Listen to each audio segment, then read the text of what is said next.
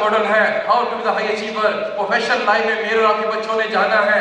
मेरी रिसर्च ये कहती है कि 10 स्टेजेस हैं जो बच्चे को क्रॉस करनी है, 10 हर्डल्स हैं जो बच्चे को अबूर करनी है, 10 स्टेप हैं जो बच्चे को लेने हैं।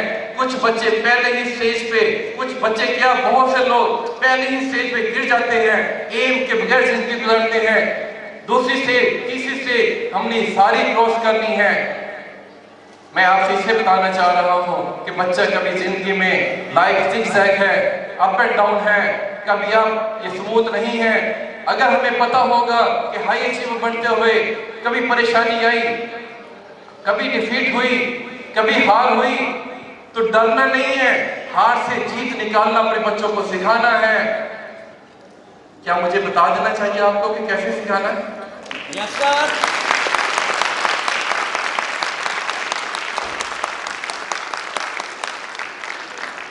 क्लैप काफी नहीं है।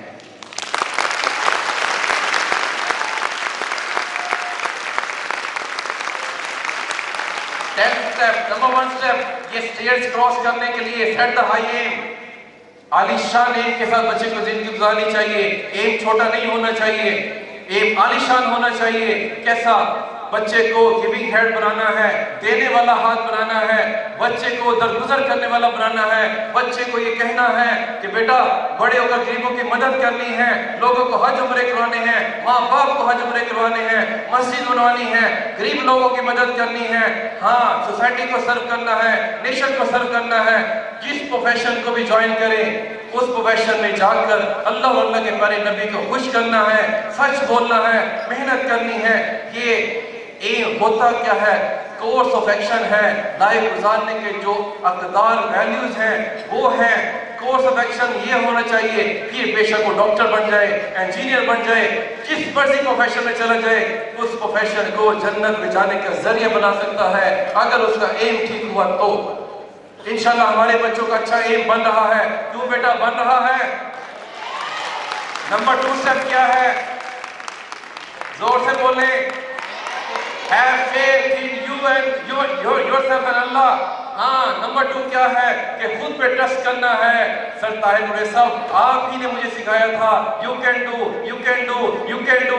मैं पूरी कौम के बच्चों को ये सिखा रहा हूँ कि जब बच्चों को ईमान होता है कि मैं कर सकता हूँ तो वो करने की कोशिश करता है, और जो मेहनत करता है अल्लाह उसकी मदद जरूर फरमाता है। नंबर 3 स्टेज क्या है, सब क्या है? Take the initiative. हाँ, जब तक हम हिम्मत नहीं करेंगे, काम स्टार्ट नहीं करेंगे तो बात नहीं बनेगी। बात सिर्फ सोच की हद तक नहीं, हाँ अमली तौर पे हमें टेक इनिशिएटिव करना होगा, हमें इनिशिएटिव लेना होगा। नंबर 4 पॉइंट क्या है? इनिशिएटिव लेते हुए हमें हार्ड वर्क करना होगा। यकीन जान लें कि मेहनत का कोई नेवर बदल नहीं, कोई ऑल्टरनेट नहीं हार्ड वर्क का। अल-कासिब हबीबुल्लाह, अल्लाह के प्यारे हबीब ने फरमाया हलाल रोजी कमाने वाला, मेहनत करने वाला क्या है? हबीबुल्लाह है, अल्लाह का दोस्त है। इतनी आलीशान तशबीह दी गई है। अल्लाह मुझे और आपको मेहनत करने वाला बना दे। नंबर 5 पॉइंट क्या है? मेहनत करते हुए हम स्टेयर चढ़ रहे हैं, चैलेंज आएंगे, रास्ते में चैलेंज आएंगे, चैलेंज आएंगे। बच्चों को चैलेंज कबूल करना सिखाएं, उन्हें चैलेंज का ट्रेनर बनाएं, उन्हें बताएं कि ये एक ऐसा नशा है जिसको चैलेंज कबूल करने की एडिक्शन लग गई, वो हर मुश्किल चीज में से उसे कबूल करेगा। क्यों भाई, क्रिकेट खेलते हुए मुश्किल मैच जीतने में कितना मजा आता था ना? जब मेरा और आपका मुकाबला होता था है? ये एक फिर हैबिट क्या होती है? Excellence become the habit. Challenge कबूल करना आपके लिए हैबिट बन जाएगी, आपके बच्चों की हैबिट बन जाएंगे, फिर वो चैलेंज से नहीं डरेंगे।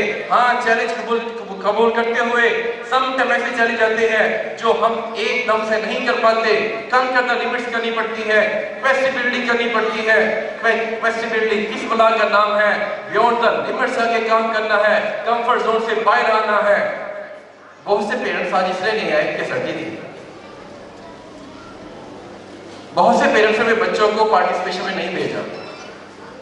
सैल्यूट टू यू ऑल, आपने कैपेसिटी बिल्डिंग की, कंफर्ट जोन से बाहर आए, बियॉन्ड द लिमिट्स आए और इस फंक्शन को आपने मुमकिन कर दिखाया। नहीं क्रैप छोड़िए, ये बहुत ज्यादा क्रैप होती है आपके लिए। ये फंक्शन आपके नाम करता हूं मैं। ये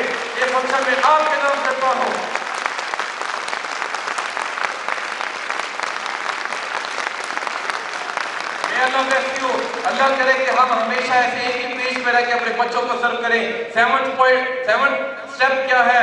B innovative, out of the box आके सोचना है। ये प्रोफेशनल की ट्रेनिंग के दौरान काम आता है। बच्चों को इससे भी इतना ज्यादा ताल्लुक नहीं है। 8th पॉइंट क्या है? 8th पॉइंट ये है कि स्टे पॉजिटिव। बात तो बच्चा एक दफा कोशिश करता है। सर ताहिर परवेज साहब मुझे कहा करते थे, फहीम को ये बात याद होगी, एक बच्चा था जो हमेशा फर्स्ट आता था क्लास में और मैं हमेशा सेकंड आता था। और सब मुझे कहते थे कि जावेद आप टॉप आप करेंगे। बिलीव यू मी, पूरे 2 साल उस बच्चे ने मुझे आगे नहीं निकलने दिया। जब फाइनल के रिजल्ट आए इंटरमीडिएट के, मैं उस बच्चे से बहुत ज्यादा आगे था। हाँ, स्टे पॉजिटिव और कंटिन्यू एफर्ट, लगे रहे। और जो टीचर्स की नजरें होती हैं वो कमाल होती हैं। मैं एक बात कहता हूँ, उस समय मुझे समझ नहीं है कि मैं उसे क्यों आगे निकला हूँ। जब मैं रिसर्च करने लगा, इस फील्ड में आया, तो मुझे पता चला कि मेरे साथ वालदैन के गांव के साथ सर ताहिर परवेज साहब की दुआएं भी शामिल थी, फिर मैं फर्स्ट आया था। मेरा कमाल नहीं था। नंबर 9 पॉइंट, बेटा 9 पॉइंट जी, respect your elder and teachers. Parents का कदम करना है, बड़ों का कदम करना है। होता क्या है, जब हमें थोड़ा कुछ मिलना शुरू हो जाता है, एक कामयाबी मिलती है, हम रिस्पेक्ट। पहली बात तो बादब बानसीब है। ये मुमकिन नहीं है कि बेअदब इंसान कोई हाई अचीवर बन जाए, ये मुमकिन नहीं है।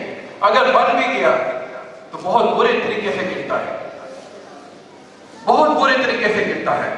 अपने बच्चों को अदब सिखाएं। ये आज हमारी कौम में सबसे बड़ा प्रॉब्लम क्या है? हमारा बच्चा अदब नहीं करता। उसकी वजह क्या है? पूरी कौम का एनवायरनमेंट चेंज हो गया है। अल्लाह कुछ और फरमा रहा है, हम कुछ और कर रहे हैं। अल्लाह फरमाता है कि लोगों को अच्छे नामों से पुकारें, बैकबाइटिंग न करें, बदगुमानी न करें, बोहतान न लगाएं। सूरह हुजरात में तमाम माशरती मसाइल डिस्कस कर दी गई हैं। गुनाह कबीरा है बदगुमानी करना, तजस्सुस करना, लोगों को बुरे नाम से पुकारना, बोहतानबाजी गुनाह कबीरा है। हम इसे गुनाह ही नहीं समझते। अपने बच्चों को बादब बनाएं। आखिरी पॉइंट क्या है? 10th पॉइंट, यस बेटा आप बताएं। Be humble, sincere and discipline, very excellent my son, may Allah bless you, may Allah make you the high achiever। इतना सा बच्चा है। Okay, be humble, sincere। अगर मैं ये जो कामयाबी की स्टेज चढ़ रही है, अगर आप पूछना चाहें, मैम नजर ने मुझसे लास्ट में सवाल किया कि सर इस समय आपके सामने कौन सा चैलेंज है?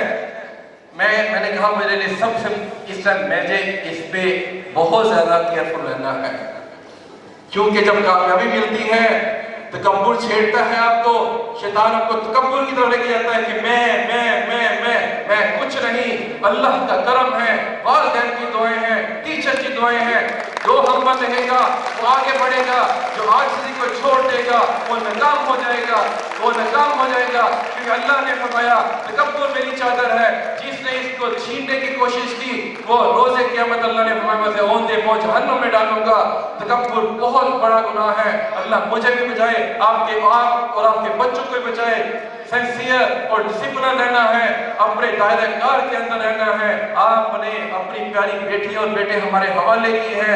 अगर हम डिसिप्लिन ना हुए तो फिर आपके बच्चों को डिसिप्लिन कैसे कर सकेंगे?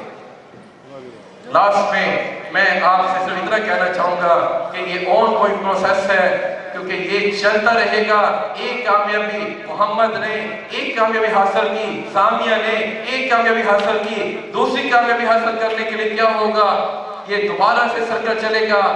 बेटा ये जरा एक क्लियर कर दे, जरा यहाँ से एक को जरा थोड़ा पीछे कर दे, थोड़े को पीछे, इधर पीछे कर दे। नहीं बस ये मैं ये चाहता हूँ। Thank you. ये aim set the high aim, ये दोबारा सर्कल चलेगा ए लेवल के लिए, फिर बैचलर के लिए, फिर मास्टर के लिए, फिर प्रोफेशनल लाइफ में। क्योंकि मेरा मानना है कि life is a journey of learning. हम हर रोज नया सीखते हैं, हमारे सामने हर रोज नया चैलेंज होता है, हमें उसे कबूल करना पड़ता है। 70 साल की उम्र में जाके भी हमारे सामने चैलेंज खत्म नहीं होते। इसलिए हमें इस पर यकीन रखना है कि हर रोज कुछ नया सीखना है और सिखाना है, और सीखने वाले बनेंगे तो सिखाने वाले बन सकेंगे। My dear